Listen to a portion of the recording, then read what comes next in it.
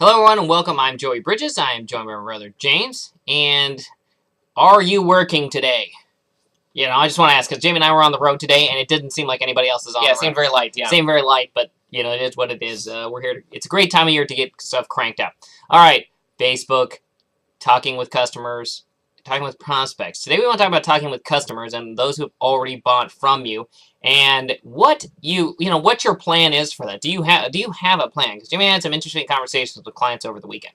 Yeah, and one of the things this came up because one of the trends that we've been studying, that we've been reading is, hey, the cost of acquiring a customer is increasing and has been increasing for quite some time. In fact, one study where it said, hey, like 20 years ago it was $100, now it's like $300 to acquire a customer.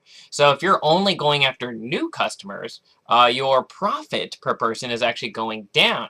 Whereas, in many industries, you can actually get customers to buy again and again and again. And maybe it's not the same product. You don't have to say, oh, well, I don't sell a commodity. That's okay. Maybe you can get them into the next level. But more importantly, what are you doing to empower that behavior?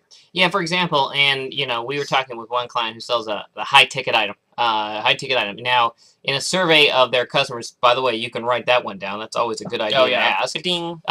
In a survey of their customers, and they had lots of them over the years, so they've been in business a long time, their average client expected to buy 3 times of their product. Well, the minimum, by the way, that was the minimum, and as many as 5 times. Now, this was extremely interesting because, unfortunately, this company had no post-customer follow-up. In other words, they sold them, did a great job at it, the customer loved them, raves about them, and then the customer goes on their way. There was nothing to encourage them to buy again, buy again, buy again. That type of, and you might be saying, well, my customer doesn't buy for 5 years, so I'll contact them here in 5. No, you can't do that. That's not going to work. And now one of the things to consider is, this, at least in the modern way, you have a multitude of opportunities available to you. I mean, I'm talking you can make a very balanced customer follow-up system from, hey, maybe they're not connected with you yet on Facebook, sending them an email to connect with you on Facebook. Mm-hmm. If they've made a purchase, generally you have their address, sending them something physically in the mail. Maybe that's a postcard. Maybe that's a letter. Likely you have their phone number. Hey, how often are you going to call them over the next few years? Oh, he said call. Oh, what? Some of you might be avoiding that phone, and yes, they want to hear from you. Your customer desperately does want to hear from you.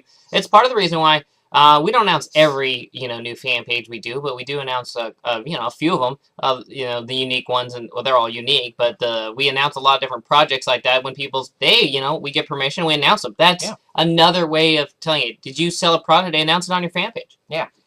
Be different with your customer follow-up. It doesn't have to be expensive. You don't have to send them any tchotchke or any item in the mail. But what you really can do is actually, hey, further that relationship. Or one easy way we've always liked is, hey, when someone buys one of your products, let's just say you have a multitude of them, educate them on how to get the most out of it. They'll appreciate it because they may only know this much, and you know this much about it. So you can actually have a very easy customer follow-up, just helping them how to use your product better. By the way, notice Jamie said follow-up. Don't do that at the time of the sale. Let them buy. Yes, correct, yes. That's why he said follow-up. Let them buy, and afterwards, you could spend 30 days, and you don't have to do it on the phone. Some of it can be email or video. Educate them how to get the most out of their product. Maximize it. In other words, James and I like to say consume your product. That's what we like to say. Consume your product. So after the sale.